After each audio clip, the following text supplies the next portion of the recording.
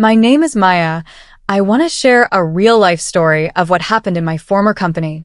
It all started as I was standing at the front of the boardroom, my palms sweating, staring at faces that should be listening but aren't. My slide was simple, a clean diagram showing exactly where our flagship software can be cracked wide open. I've barely started explaining when Julian's laugh cuts through the room like a knife. Maya, seriously?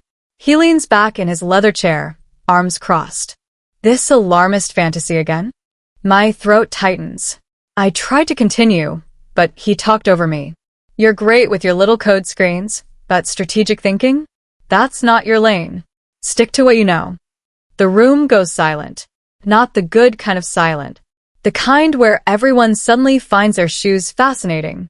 My manager won't meet my eyes. The junior developers stare at their laptops. 20 people watching me get torn apart, and nobody says a word. I stood there, a slide still glowing behind me, showing the exact vulnerability that could destroy us. My hands shake slightly as I close my laptop. Julian's already moved on, talking about market expansion like I'm not even there anymore. I walk back to my seat, each step feeling like a mile. My face burns. I've been at Orisphere for 4 years, built half their core systems, and this is how I'm treated. Not because I'm wrong, because I dared to speak up. The meeting ends. People file out without looking at me. I sit alone, staring at my laptop screen, replaying Julian's mocking tone in my head. This isn't just embarrassment. This is something else entirely. My manager, Derek, pulls me into a small conference room after lunch. I expect support, maybe an apology for Julian's behavior. Instead, he closes the door and sighs like I'm the problem. Maya, you need to read the room better, he says, not quite meeting my eyes. I blink. Read the room? Derek, there's a critical security flaw in. He holds up his hand. I know what you think you found, but timing matters. Julian's under pressure from the board. The launch is in 2 weeks. You can't just make waves like that. Make waves. Like warning about a disaster is some kind of office politics game. So, we're just going to ignore it? My voice comes out sharper than intended. Derek's jaw tightens. I'm saying you need to be more strategic about how you communicate concerns. Julian's the CEO. You embarrassed him in front of the entire leadership team. The words hit me like a slap. I embarrassed him? He humiliated me, but somehow I'm the one who needs to apologize for doing my job. This isn't about feelings, I say quietly. This is about security. Derek stands up, signaling the conversation is over. Just keep your head down for a while, okay? Let this blow over. I walk back to my desk in a daze. My colleagues suddenly find reasons to avoid the break room when I'm there. Nobody makes eye contact in the hallway. It's like I've become invisible overnight. I sit down, open my email, and stare at the screen. For years of loyalty, and this is what it gets me. Isolation for being right. That night, I couldn't sleep. I keep replaying Derek's words, Julian's laugh, the silent room. Finally, at 2 a.m., I give up and open my laptop. I pull up my private files, the ones I keep for documentation, separate from company servers. There it is. The email I sent to Julian and Derek 3 weeks ago. Subject line: critical, security vulnerability in Aura core system. I scroll through the technical details I laid out. Every step of how an attacker could exploit the flaw. Every potential consequence. I even included a proposed fix with a timeline. Everything they needed to take action. The timestamp shows I sent it at 9:47 p.m. on a Tuesday. I remember that night, working late, double-checking my findings, wanting to make sure I was absolutely certain before raising the alarm. Then I see it. The read receipt. Julian opened it the next morning at 8:15 a.m. Derek opened it at 8:43 a.m. Both of them read every word. This wasn't a miscommunication. This wasn't me being unclear. They knew. They chose to do nothing. I sit back, staring at my screen. The evidence is right here, time-stamped and undeniable. They ignored a critical warning, and now they're making me the villain for bringing it up again. My hands curl into fists. I save copies of everything to 3 different locations. Something tells me I'm going to need this proof. The next day, I'm making coffee in the mostly empty kitchen when Liam walks in. He's a senior engineer from the infrastructure team, someone I respect but rarely talk to. He glances around, making sure we're alone. Maya, he says quietly, pouring himself coffee. That presentation yesterday. You were right. I turn to face him, surprised. Then why didn't anyone say anything? Liam sighs, stirring his coffee slowly. Because we all know what's happening. Julian knows about the flaw. The whole leadership team knows. My stomach drops. Then why? The product launches in 2 weeks, Liam interrupts, his voice barely above a whisper. If it's successful, there's a massive stock bonus tied to the launch metrics. Julian stands to make millions. So does the entire C-suite. I stare at him. You're saying they're deliberately ignoring a security risk for money? I'm saying they're planning to patch it quietly after the launch and the stock bonus period. He glances toward the door again. Look, I shouldn't even be telling you this. But you deserve to know it's not about whether you're right. It's about timing and profit. He dumps the rest of his coffee in the sink, still full. Be careful, Maya. They're not going to let anyone mess with their payout. Then he's gone, leaving me alone with the truth. This isn't incompetence. It's calculated greed. And I'm the inconvenient voice they need to silence. 2 weeks later, the launch party is in full swing. The entire top floor is transformed, catering, an open bar, a live band. Oracor's logo is projected everywhere, pulsing with blue light. Everyone's dressed up, celebrating like we've already won. I'm standing near the back, watching. I almost didn't come, but some stubborn part of me refused to hide. Julian takes the stage, glass of champagne in hand. The room quiets. He's in his element, soaking up the attention. Tonight, we celebrate not just a product, but a vision, he begins. The crowd claps. Oracor represents everything Aurasphere stands for: innovation, excellence, and the courage to think big. I feel sick. He's talking about courage while actively ignoring warnings to protect his bank account. Then his eyes find me in the crowd. A slow smirk spreads across his face. He raises his glass higher. Let me propose a toast, he says, still looking directly at me. To those who focus on opportunities, not problems. To those who have the vision to see beyond obstacles. To those who make things happen. The room erupts in cheers. People clink glasses. Julian still staring at me, that smirk never wavering. The message is clear. You lost. I won. Know your place. I don't break eye contact. I don't look away. But inside, something fundamental shifts. This isn't just about being right anymore. This is personal. I leave the party early, walking past the celebration, past the congratulations, into the cold night air. I get home and stand in my bathroom, staring at my reflection. My eyes are red, but not from crying. From anger. Pure, burning anger. For weeks, I've been playing by their rules. Being professional. Documenting everything. Following the chain of command. And where has it gotten me? Humiliated, isolated, and ignored. But as I stare at myself, something changes. The anger doesn't fade, it sharpens. Focuses. Becomes something colder and more powerful. I won't quit in defeat. I won't slink away with my tail between my legs.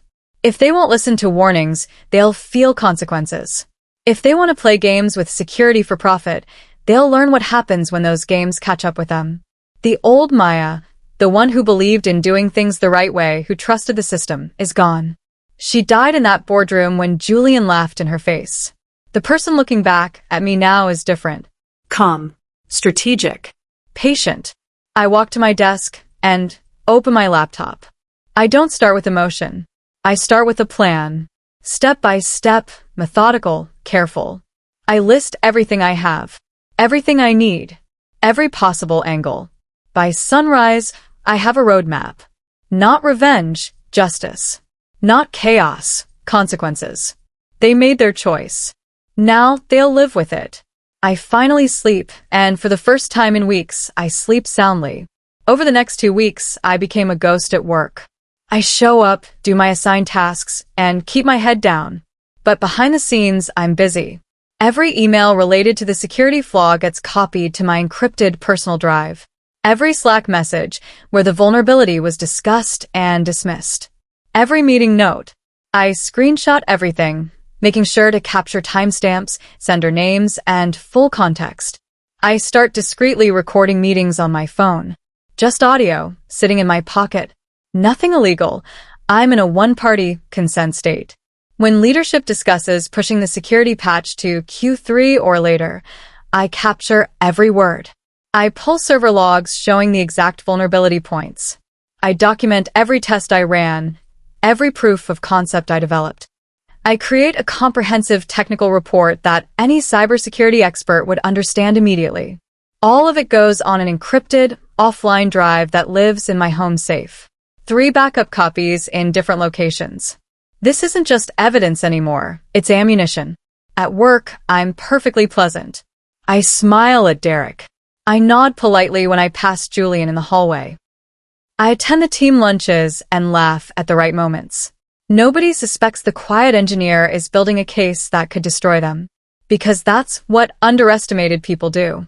We watch. We document. We wait for the perfect moment.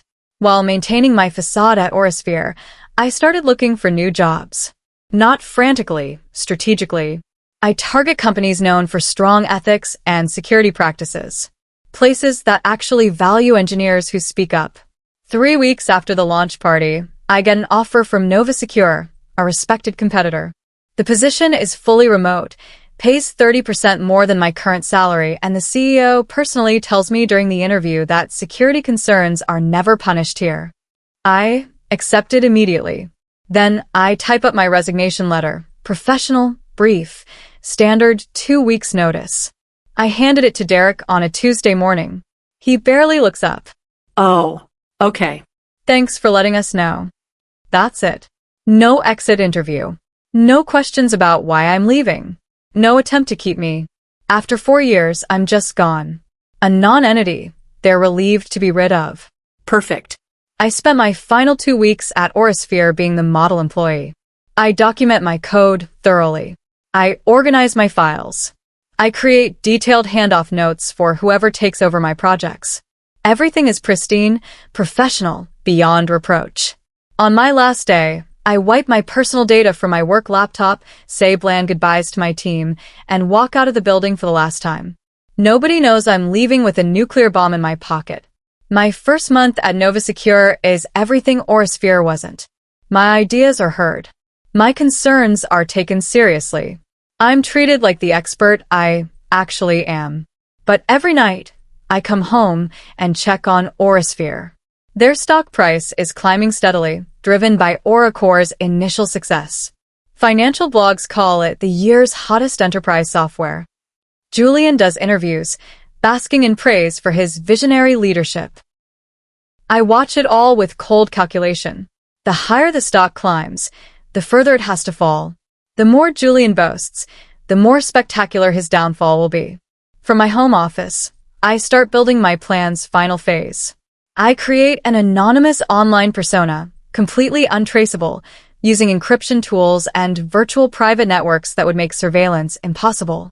Then I create what tech people call a dead man switch. A series of automated releases scheduled to trigger at specific times, linked to predictable market events. If I set it and walk away, it will execute itself. No direct action from me needed. I spend hours perfecting the timing. Too early, and the Orisphere could recover. Too late, and the moment loses impact. It needs to be precisely when they're most vulnerable, most exposed, most convinced they've gotten away with it. I finalize the schedule for weeks from now, right after their quarterly earnings announcement. Life settles into a strange duality. By day, I'm Maya, the respected senior engineer at Nova Secure, contributing to products I'm proud of. By night, I'm the architect of Orisphere's coming disaster. I watch their stock price like a hawk. Every uptick, every positive analyst report, every glowing article about Oracore's market penetration, it all fuels my resolve. They're profiting from the very risk they punish me for identifying. 3 weeks after leaving, I check their corporate calendar. Their quarterly earnings call is scheduled for next Thursday, after market close. Analysts are expecting record-breaking numbers driven by Oracore's success. Perfect. I adjust my timeline. The first leak will go live Friday morning, right as investors are processing the earnings euphoria. The stock will be at its peak, confidence will be sky high, and nobody will see it coming. I review my evidence one more time. Everything is documented, time-stamped, irrefutable. I'm not fabricating anything. I'm not exaggerating. I'm simply revealing the truth they tried to bury. My hands are steady as I finalize the upload schedule. No anger now. No emotion at all. Just cold, clinical precision. The countdown has begun. Thursday arrives. I'm working from my home office when Orasphere's earnings call starts. I stream it on my second monitor while writing code on my primary screen. Julian's voice fills my headphones, smooth and confident. I'm thrilled to announce record-breaking quarterly earnings, exceeding analyst expectations by 18%. Oracore has captured 23% market share in just 3 months, with enterprise adoption rates that frankly shocked even us.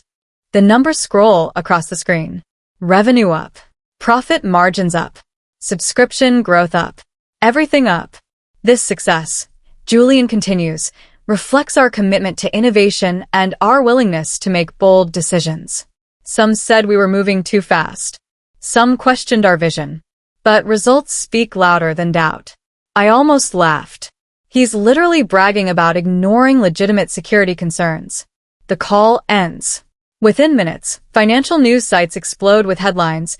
Orasphere crushes earnings. Stock soars 12% after hours. Julian appears on CNBC, tie loosened, grinning like he's won the lottery.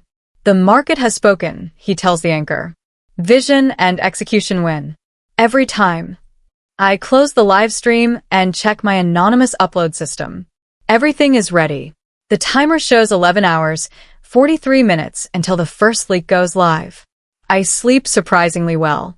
Friday morning, 6:47 a.m. I'm drinking coffee when my phone buzzes with a notification from TechSecure Forum, a niche but influential community of cybersecurity professionals. A new thread has appeared, posted by an anonymous account. Orasphere's dirty secret? The post is cryptic but devastating. A blurred screenshot shows my original presentation slide. The title, Critical Security Vulnerability in Oracore System, clearly visible. Next to it, a screenshot of Julian's CNBC interview from yesterday, mid-boast. The timestamp on my slide is from 4 months ago, weeks before Oracore's launch. The post text is simple. They knew. They launched anyway. Why? Within an hour, the thread has 200 replies. Security researchers are dissecting the screenshot, asking questions. Is this real? Who ignored this? What's the actual vulnerability? Then the tech press picks it up. A blogger writes, mysterious post suggests Orasphere ignored security warnings before major launch. Another, is Oracore built on a house of cards? By noon, mainstream tech news sites are running stories. Questions swirl around Orasphere's star product. The stock, which opened riding yesterday's earnings high, suddenly halts its climb. Uncertainty creeps into trading. I watch it all from my desk, sipping my coffee, calm as glass. This is just the beginning. Orasphere's communications team works fast. By 2 p.m., they release a statement. We're aware of malicious, fabricated claims circulating online. These baseless accusations appear to be the work of a disgruntled former employee seeking attention. Orasphere maintains the highest security standards. Oracore has been thoroughly tested and verified. The statement is confident, aggressive, dismissive. Exactly what I expected. But the damage is already done. Investors don't like uncertainty. The stock ends Friday down 4% despite yesterday's earnings beat. Tech forums are buzzing. Security researchers are demanding answers.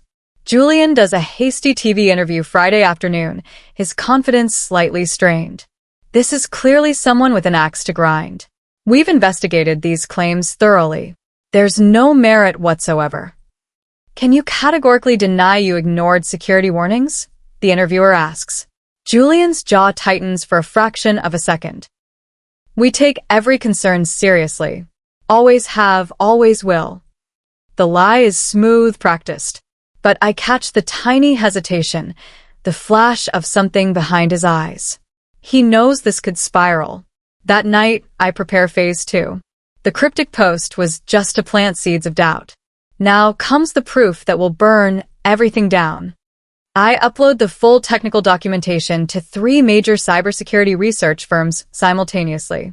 Not anonymously this time, through verified secure channels that prove the information is legitimate. The report includes every detail of the vulnerability, my original warnings, and the proof they were ignored. Monday morning explodes. The cybersecurity firms release their analyses simultaneously. All 3 confirm. The vulnerability is real, critical, and exactly as devastating as warned. One firm's headline reads, "Oracore vulnerability could expose millions of users to data breach." Another, "Security experts verify Orasphere ignored critical warnings before launch."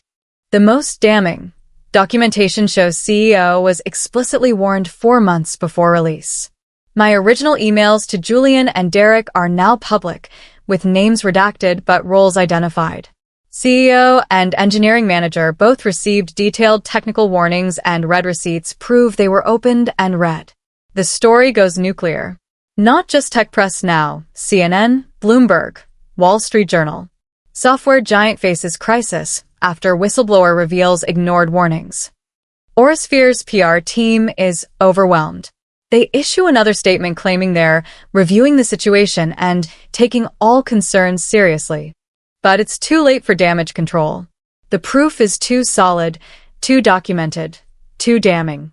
By market open, AURQ is in freefall, down 8% in the first hour. Trading halts twice due to volatility. When it reopens, it drops further. I watch the ticker from my home office, my face expressionless. This isn't victory yet. This is just gravity finally catching up with people who thought they could fly. Tuesday morning, I wake up to chaos. My phone has 17 missed calls and dozens of texts, all from former Orasphere colleagues, nobody I'm close with, all suddenly desperate to reach me. The news is everywhere. Orasphere loses $1.2 billion in market cap as security crisis deepens. Videos of confused customers asking if their data is safe. Enterprise clients publicly questioning their contracts.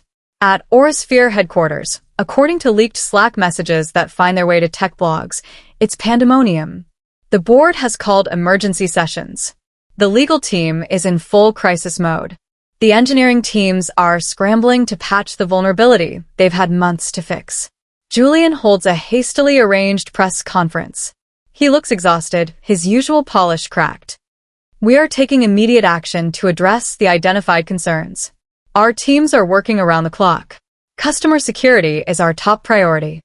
Someone asks, "Did you personally receive warnings about this vulnerability before launch?" Julian's eye twitches. "We receive thousands of inputs. We review them all." That's not an answer. "Did you specifically?" Next question, his PR handler interrupts. "But the damage is catastrophic."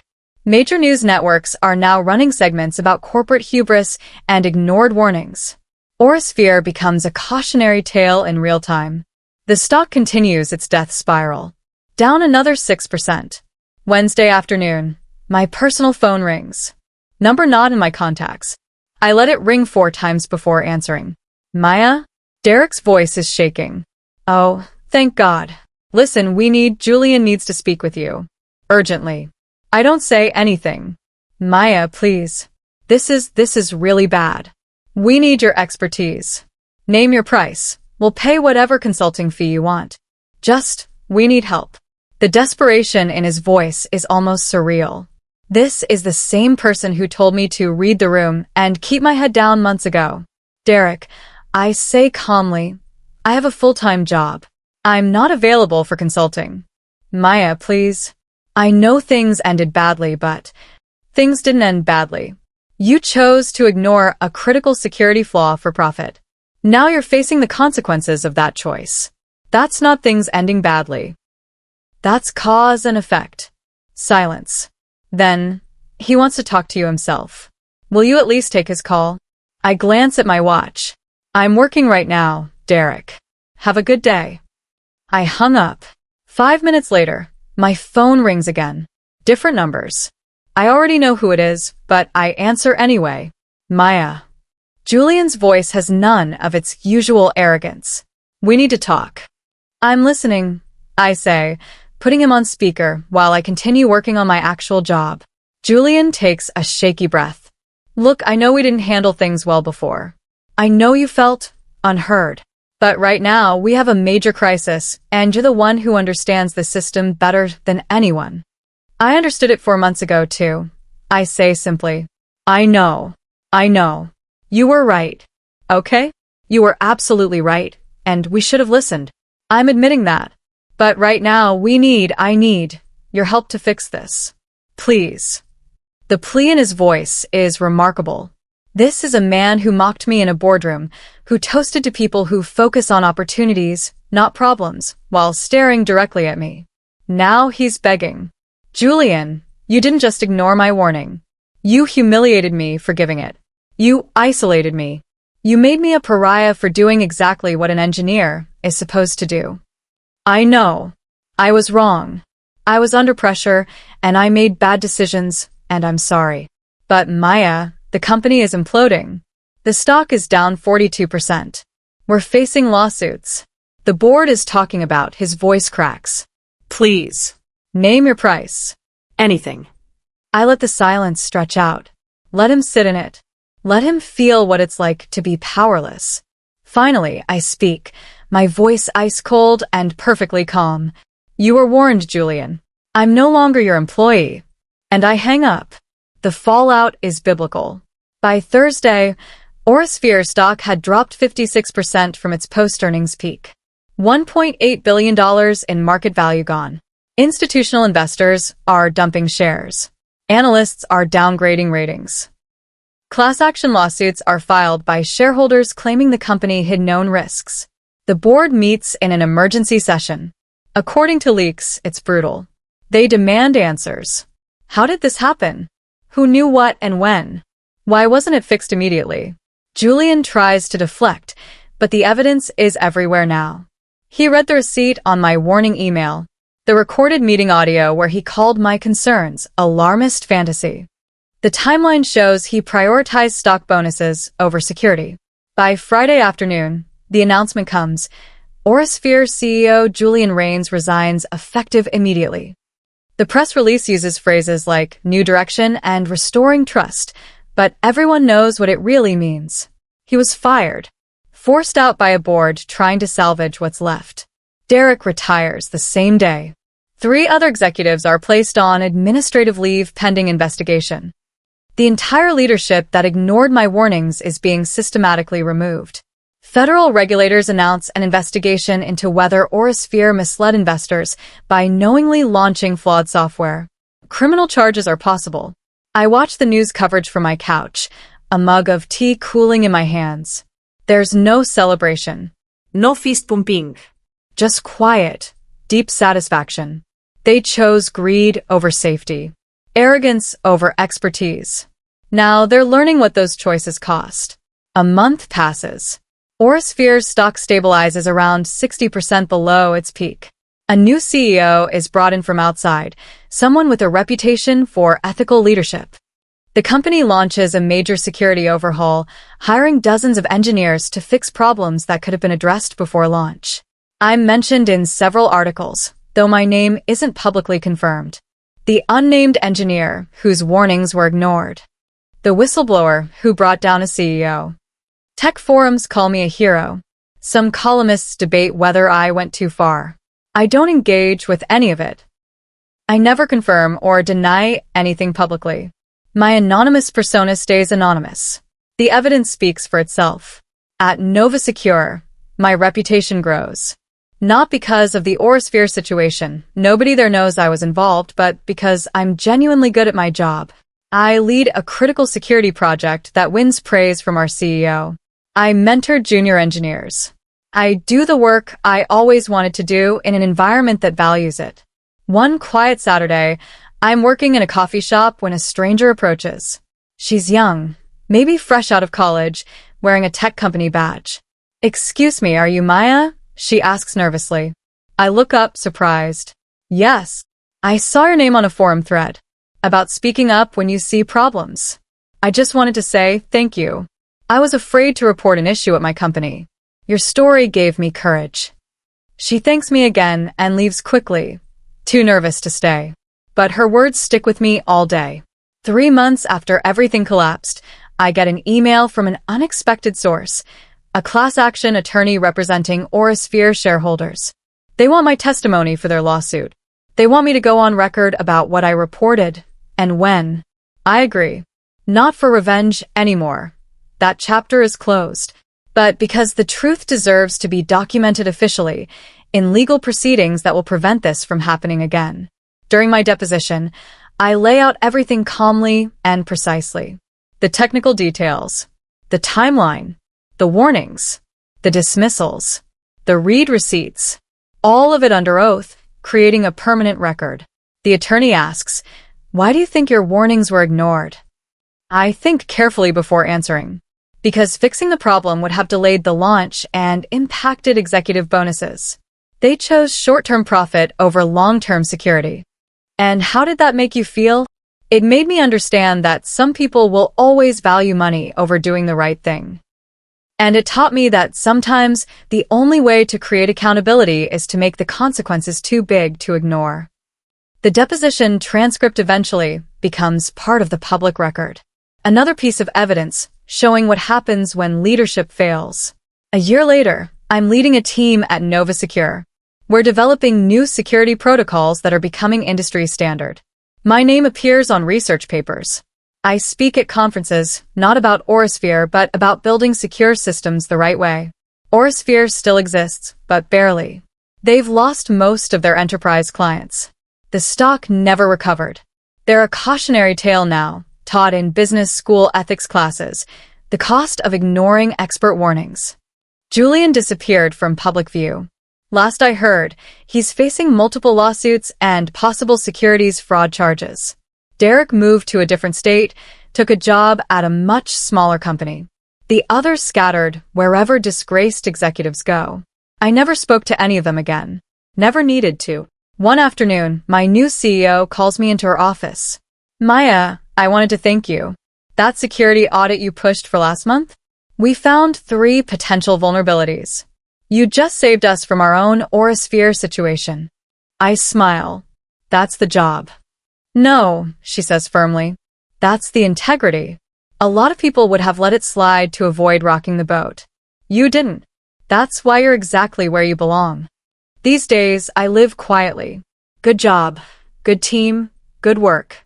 I don't think about Julian or Derek much anymore. They're not worth the mental space. But sometimes, late at night, I think about that boardroom. Julian's mocking laugh. The silent faces of people too afraid to support me. The humiliation of being dismissed for doing exactly what I was hired to do. Then I think about everything that came after. Not just Julian's downfall. That was inevitable once the truth came out. No, I think about the young engineer in the coffee shop who found courage for my story. The new security standards are being adopted industry-wide. The conversations happening in boardrooms about actually listening to technical experts. I didn't just destroy my old prison. I helped build something better. Proof that competence and integrity do win, even if the victory takes time. My old mentor once told me, "The best revenge is not becoming like the people who hurt you." I'd add to that, the best justice is creating a world where they can't hurt anyone else. Today, I'm sitting in a meeting room at NovaSecure with 12 engineers. We're discussing a potential security concern raised by a junior developer named Priya. She's nervous, worried she might be wrong, afraid of wasting everyone's time. I recognize that fear. I lived it. "Walk us through it, Priya," I say gently. "We're listening." She presents her findings, a potential weakness in our authentication system. It's subtle, theoretical, but she's right to flag it. When she finishes, she looks around anxiously, waiting for judgment. Our CTO leans forward. "Excellent catch. Let's prioritize fixing this immediately. He turns to me. Maya, can your team lead the fix? Absolutely, I say. Then I look at Priya. You should lead it. You found it, you understand it best. Her eyes widened. Really? But You're the expert on this issue. I say firmly. That's what matters. After the meeting, Priya approaches me, still disbelieving. Thank you for taking me seriously. I smile, remembering what it felt like when no one did. That's how it's supposed to work.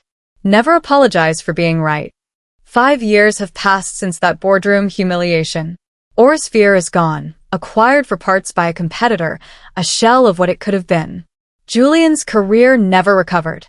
The lawsuits took years, and most of his money. I don't celebrate his struggles. I simply acknowledge them as the natural consequences of his choices. Actions have outcomes. He learned that lesson the hard way.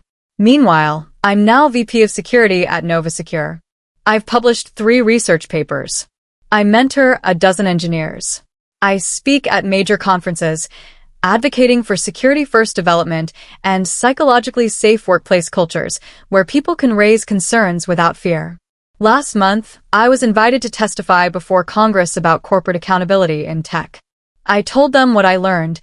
Companies that silence whistleblowers don't fail because of the whistleblowing.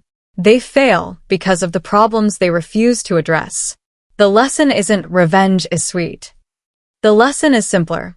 Know your worth, document your expertise, and never let anyone convince you that speaking truth is the problem. The problem is always those who refuse to listen. This morning, I'm leading an all-hands meeting at Nova Secure. We just completed a major project ahead of schedule with 0 security vulnerabilities. The team is energized, proud, ready to tackle the next challenge. I'm presenting our roadmap for the next quarter when one of our senior engineers, Marcus, raises a concern about a potential scalability issue. He's hesitant, clearly worried about interrupting. I stop mid-sentence and turn to him with full attention. Tell me more, Marcus. What are you seeing? He explains his concern. It's valid, insightful, exactly the kind of proactive thinking that prevents disasters. When he finishes, I nod. Excellent point, Marcus. Let's adjust the timeline to address that before we scale. Thank you for speaking up. The room nods in agreement. No mocking. No dismissal. No humiliation. Just professionals respecting expertise. After the meeting, I walk back to my office, past walls displaying our team's achievements, through corridors filled with people who trust each other to do the right thing. This is what I built from the ashes of that old catastrophe. Not just a career, but a kingdom where competence is valued, warnings are heard, and speaking truth is rewarded instead of punished. I sit at my desk, open my laptop, and start working on tomorrow's challenges. No looking back, only forward. The screen glows softly in front of me. Behind me, the past is finally, completely, at rest.